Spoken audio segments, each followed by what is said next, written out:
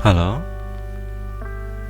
jumpa lagi dengan saya. Kita akan belajar mengenai bagaimana cara menggunakan R Studio untuk melakukan analisis terkait dengan asosiasi dua variabel atau hubungan dua variabel.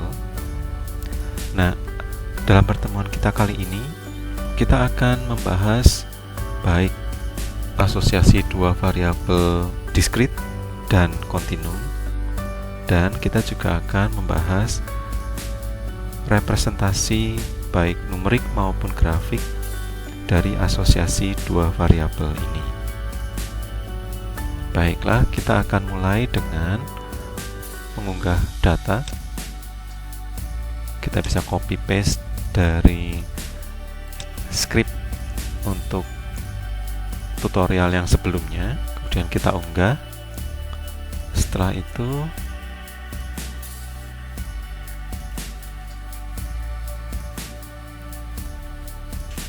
kita akan melakukan analisis untuk variabel kategorik terlebih dulu. Nah, representasi grafik dari data kategorik itu bisa menggunakan grafik batang bersusun. Nanti kita akan lihat bagaimana caranya.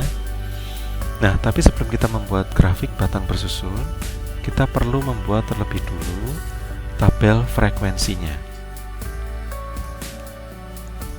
Jadi yang pertama kita buat tabel frekuensinya dulu dengan perintah table. Kemudian kita akan melibatkan dua variabel kategori,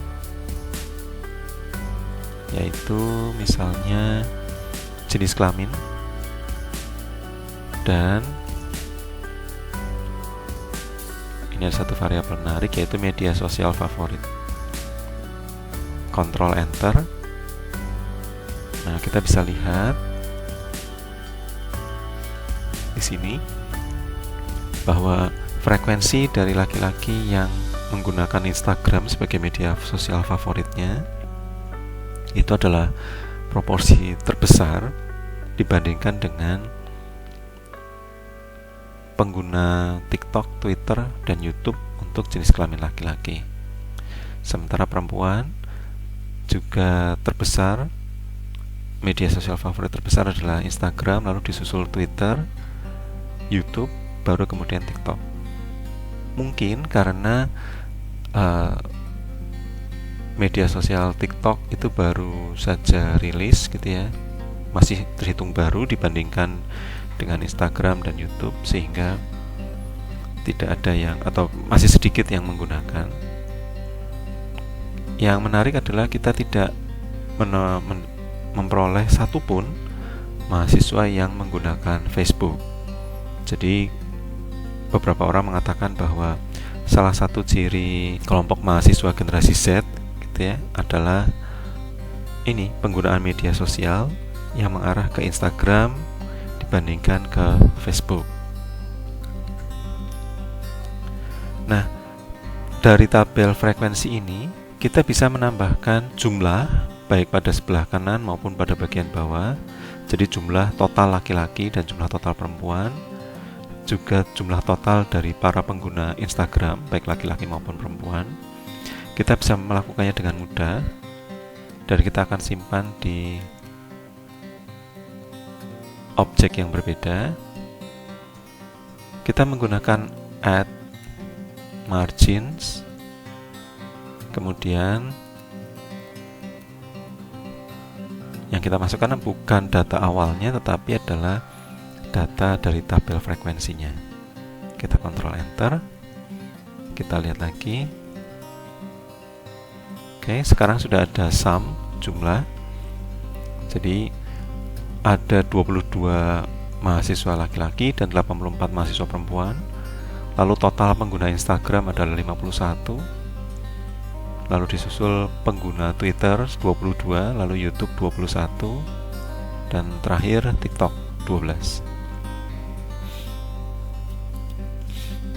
Kemudian kita juga bisa membuat tabel yang tidak berisi frekuensi tapi berisi proporsi. dari setiap sel dibandingkan dengan totalnya. Jadi mari kita buat dengan objek yang berbeda, table prop, maksudnya tabel proporsi. Perintahnya ada prop table. Kemudian kita masukkan tabel frekuensinya yang sudah kita buat. Oke. Lalu kita bisa tambahkan margin juga.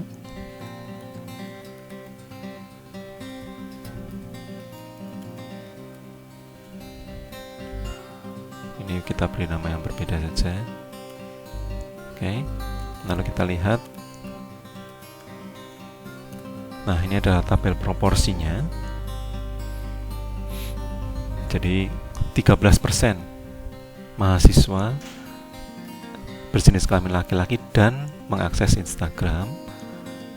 Lalu hampir 35% dari mahasiswa berjenis kelamin perempuan dan yang memiliki Instagram sebagai media sosial favorit.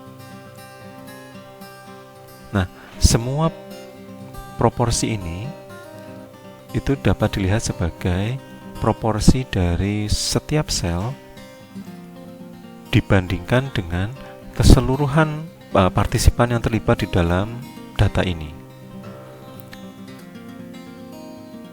Proporsi seperti ini disebut juga sebagai joint distribution.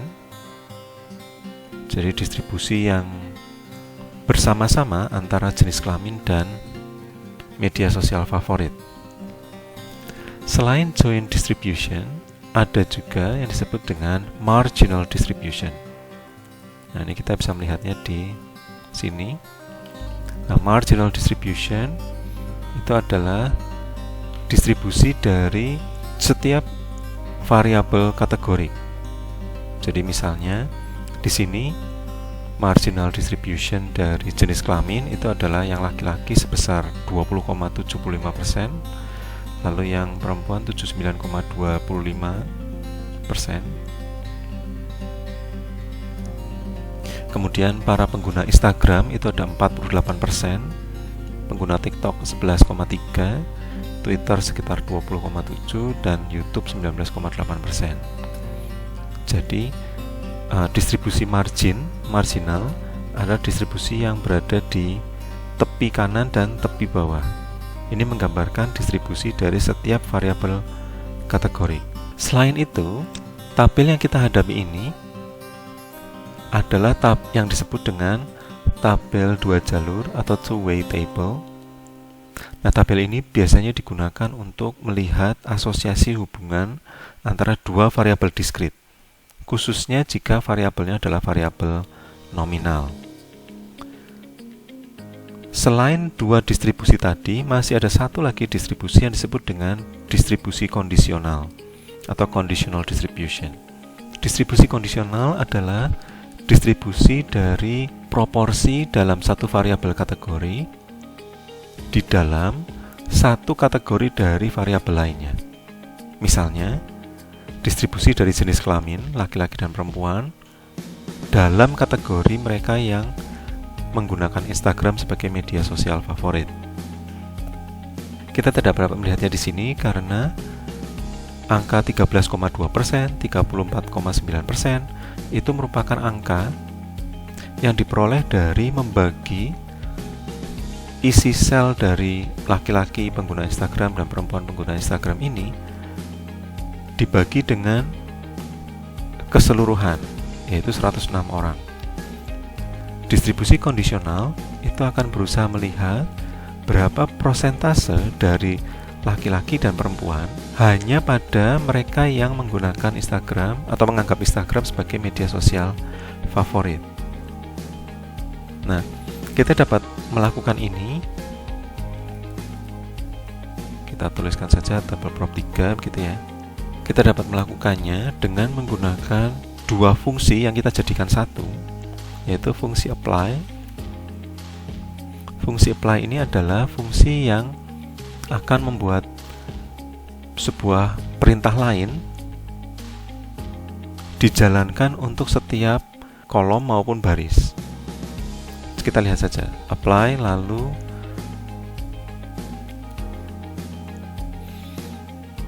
table frag, kemudian berikutnya adalah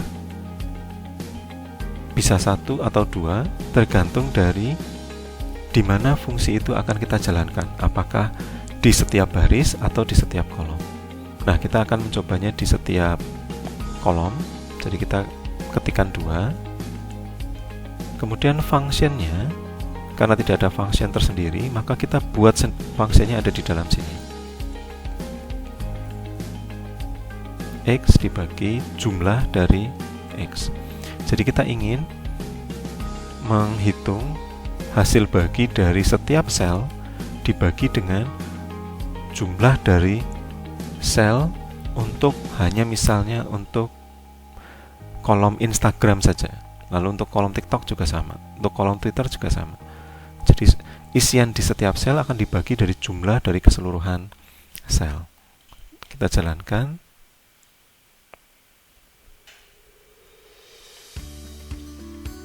Kita coba lihat isinya. Ini hasilnya seperti ini.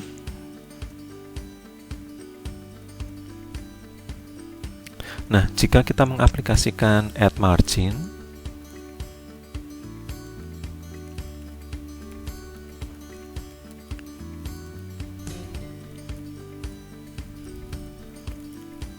maka margin di bagian bawah itu akan berisi 1 karena kita menggunakan jumlah dari setiap kolom sebagai acuannya. Nah, di sini kita bisa melihat misalnya dari mereka yang menggunakan Instagram atau menganggap Instagram sebagai media sosial favorit, 27%-nya kurang lebih adalah laki-laki dan 72%-nya adalah perempuan. Sementara mereka yang menggunakan TikTok, 100% dari pengguna TikTok adalah mahasiswa perempuan. Untuk pengguna Twitter, 90,9% dari para pengguna Twitter adalah perempuan dan sisanya laki-laki dan seterusnya. Nah, margin yang paling kanan itu tidak dapat dimaknai apapun karena dia merupakan penjumlahan dari probabilitas di setiap barisnya, sehingga dia tidak memiliki makna. Kita juga bisa membuat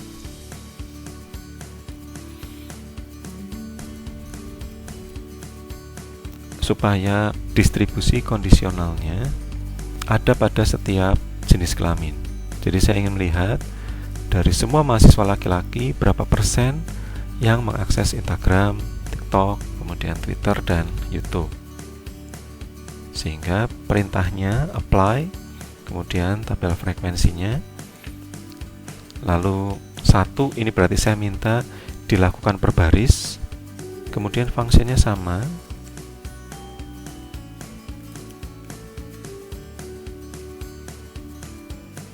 Ini kita jalankan. Oke. Nah, sekarang kita bisa lihat bahwa dari semua mahasiswa laki-laki, 63% itu menganggap Instagram sebagai media sosial favorit. 27% itu menganggap YouTube sebagai media sosial favorit. Untuk perempuan, 44% menganggap Instagram sebagai media sosial favorit.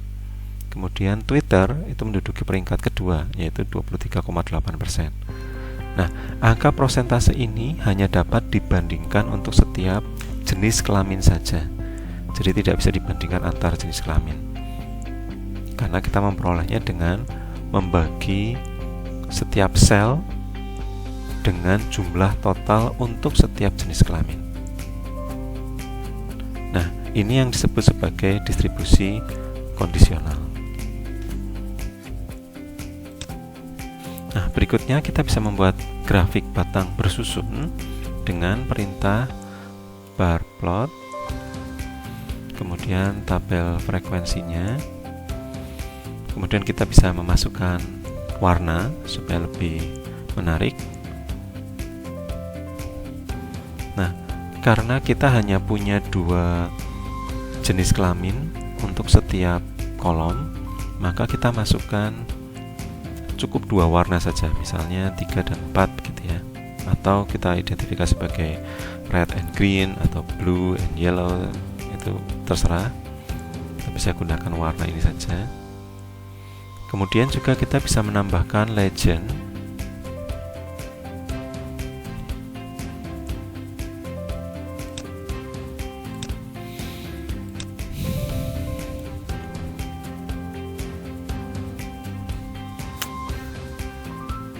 Kemudian kita bisa membuat grafik batang bersusun dengan perintah bar plot,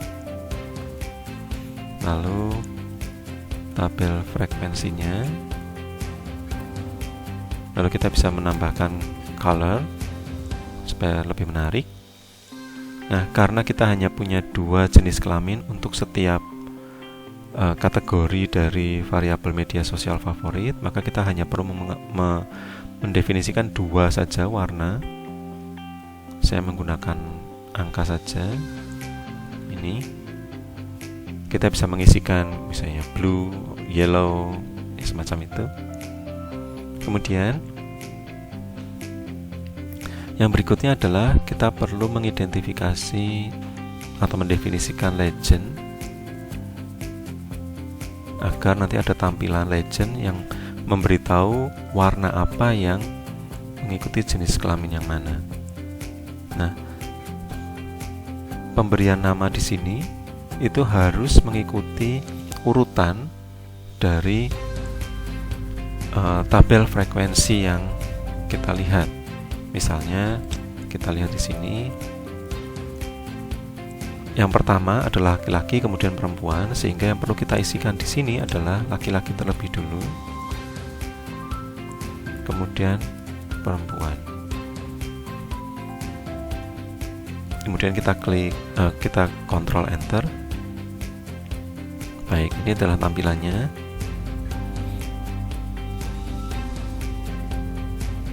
Kita juga bisa membuat bar plot untuk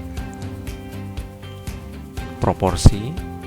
Karena perintahnya kurang lebih sama, maka saya tinggal copy paste saja, hanya mengubah datanya. Ctrl Enter, ya gambarnya kurang lebih sama. Nah, kita juga bisa membuat supaya di setiap kolom, misalnya untuk Instagram, yang ditampilkan bukan proporsi terhadap keseluruhan mahasiswa, tetapi proporsi hanya mereka yang memilih Instagram saja. Nah, kita akan menggunakan tabel proporsi yang berisi conditional distribution. Tetapi karena di sini tabel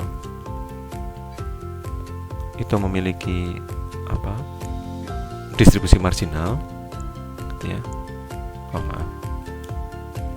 Ini memiliki distribusi marginal, maka kita akan membuang kolom dan baris ini supaya tidak mengganggu dalam pembuatan bar plot.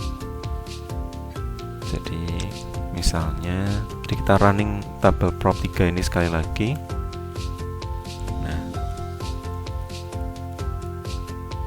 Nah, di sini tidak ada lagi distribusi marginalnya. Nah, sekarang kita bisa gunakan di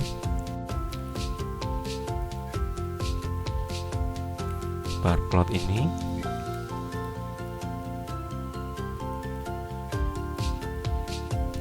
Misalnya kita ganti saja warnanya ya.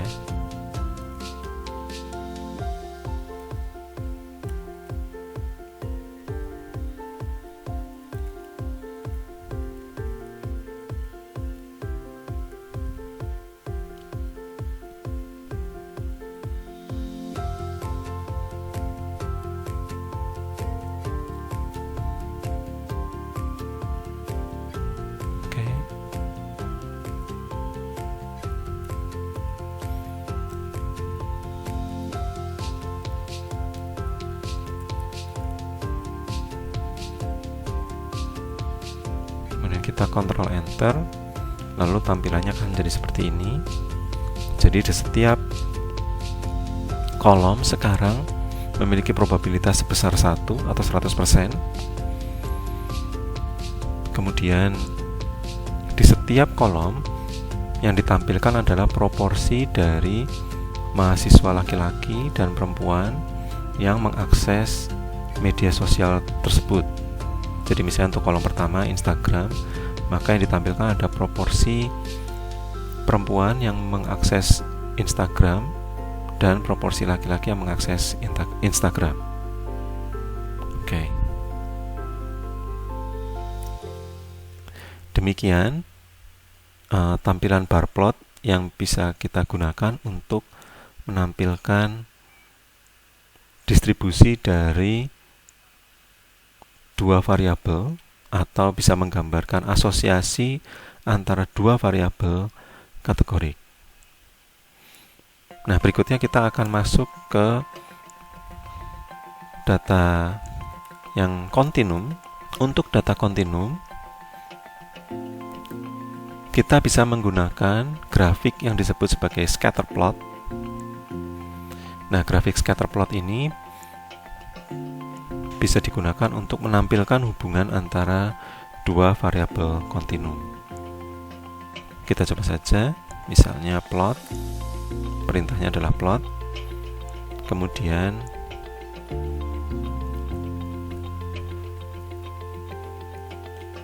kita ambil misalnya tinggi badan dan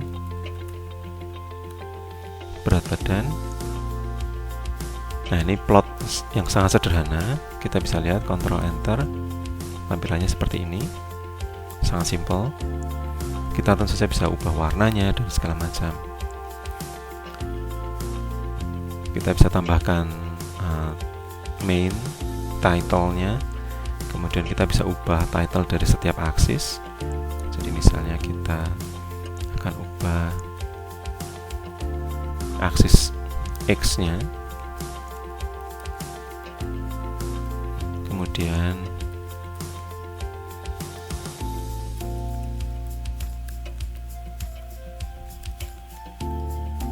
ini. Lalu main title-nya.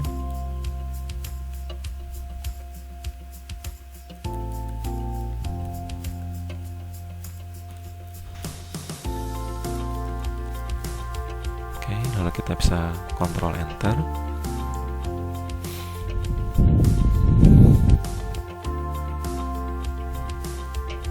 Oke, kita bersihkan dulu konsolnya. Oke, kita bisa tambahkan warna dalam scatter plot ini. Misalnya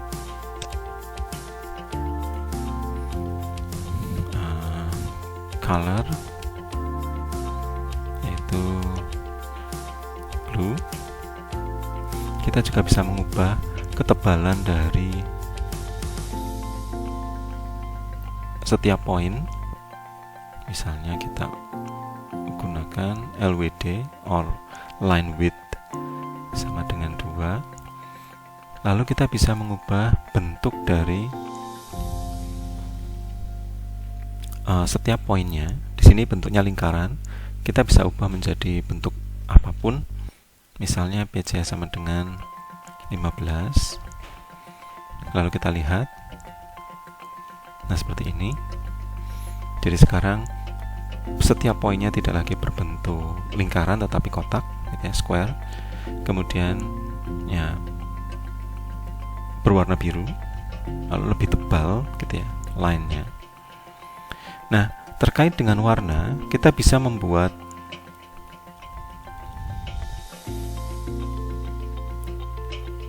scatter plot ini memiliki warna mengikuti variabel ketiga. Jadi misalnya saya ingin mewarnai ini mengikuti jenis kelaminnya. Jadi saya ingin lihat korelasi dari tinggi badan dan berat badan untuk setiap jenis kelamin. Jadi yang kita masukkan di sini adalah untuk colornya itu adalah as factor. Kita perlu menambahkan ini karena jika kita masukkan data jenis kelamin begitu saja maka R tidak bisa memprosesnya karena dia tidak akan menemukan sebuah warna dengan nama laki-laki misalnya. Nah, oleh karena itu kita membuatnya menjadi semacam faktor atau semacam label, value label. Kita perlu membuat value labelnya. Nah, as factor, lalu kemudian dataset, jenis kelamin. Lalu kita jalankan Ctrl Enter. Nah, sekarang kita bisa lihat di sini karena laki-laki bernilai 1, maka di sini korelasi antara tinggi badan dan berat badan dari mahasiswa laki-laki itu ditandai dengan warna hitam, sementara yang warna pink itu adalah mahasiswa dengan jenis kelamin perempuan. Oke, nah kita bisa memberikan legend di sini agar kita tahu mana yang berjenis kelamin laki-laki dan perempuan, atau ya setiap warna di sini mewakili apa. Dengan perintah legend, nah isian yang pertama kita bisa menentukan koordinatnya, atau kita bisa memasukkan misalnya top left. Jadi saya ingin legendnya ada di sebelah kiri atas. Kemudian color, karena kita menggunakan color yaitu hitam dan merah muda, jadi colornya itu sama dengan 1 dan 2. Kemudian kita memberitahu bahwa kalau 1 adalah laki-laki dan 2 perempuan. Jadi kalau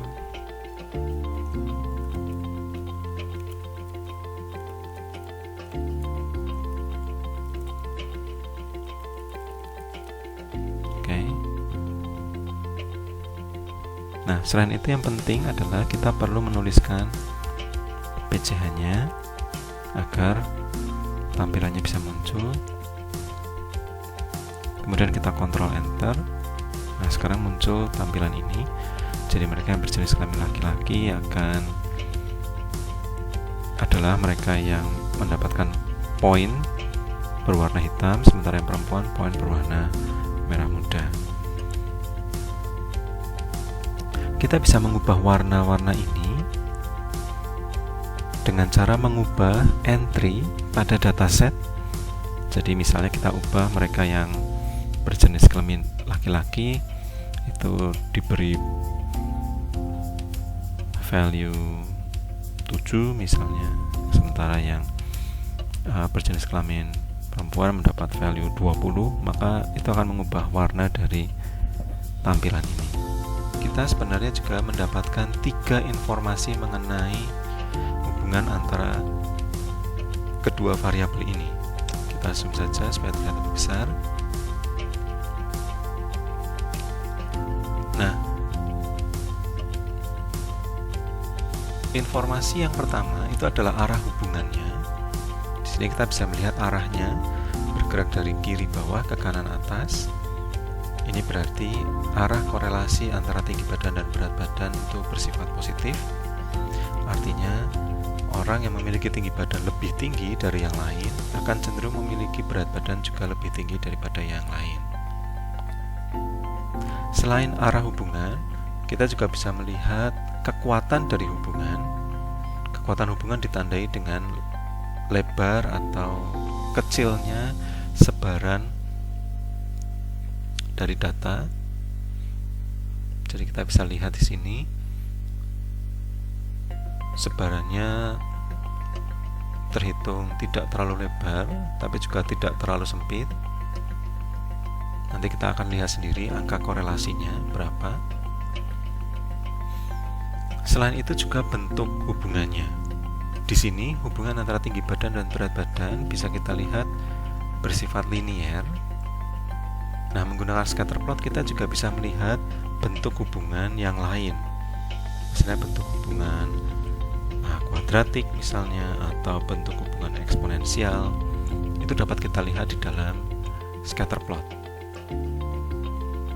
Nah, untuk mengetahui lebih pasti seberapa erat hubungan antara kedua variabel ini, kita bisa menggunakan koefisien korelasi produk momen yang dapat kita peroleh dengan perintah core, kemudian dataset, tinggi badan, kemudian dataset, berat badan, kemudian kontrol enter. Ternyata besarnya 0,522, jadi cukup kuat hubungan antara tinggi badan dan berat badan. Jadi mereka yang memiliki tinggi badan yang lebih tinggi itu cenderung untuk memiliki berat badan yang lebih berat juga. Nah, korelasinya tentu saja tidak sempurna, jadi hanya sekitar 0,522, tetapi korelasi sebesar ini tergolong cukup kuat. Selain korelasi produk momen, R juga menyediakan dua korelasi lain, yaitu korelasi Kendall-Stau dan Spearman. Kita bisa melihatnya dengan menggunakan opsi yang ada di dalam core. Jadi ini kita copy saja, kemudian kita tambahkan opsinya dengan nama method. Ada beberapa pilihannya, yaitu Spearman, Kendall, dan Pearson. Kita masukkan Spearman, kemudian kita kontrol enter. Nah, angkanya 0,489 sekian. Bagaimana dengan Kendall? Angkanya 0,34 sekian. Jadi seandainya data yang kita hadapi ini adalah data ordinal, maka kita bisa menggunakan Kendall ataupun Spearman untuk menghitung korelasi antara kedua variabel ordinal ini. Oke. Lalu pertanyaannya, seberapa penting sebetulnya menyajikan scatter plot menyajikan scatter plot? Toh kita akan melihat angka korelasinya juga. Nah, ada beberapa hal penting mengapa kita perlu melihat scatter plot, karena scatter plot memberikan informasi yang lebih banyak daripada menggunakan koefisien korelasi yang baru saja kita hitung. Nah, di dalam slide ini kita bisa melihat ada 4 data, masing-masing menggambarkan scatter plot dari sebuah data. Yang data A adalah korelasi antara X1 dan Y1, yang B X2 dan Y2, C X3 dan Y3, D X4 dan Y4. Jika kita lihat, lalu saya meminta teman-teman untuk menduga berapa besarnya korelasi antara X dan Y di dalam setiap grafik ini, di dalam setiap scatter plot ini, maka berapa angka yang teman-teman pikirkan?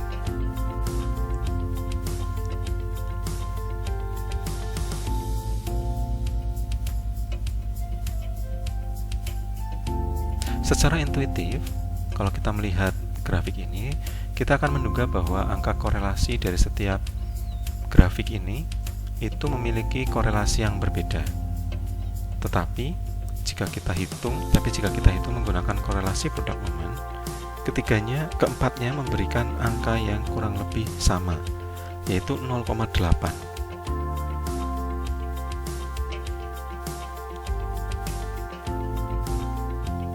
Ini berarti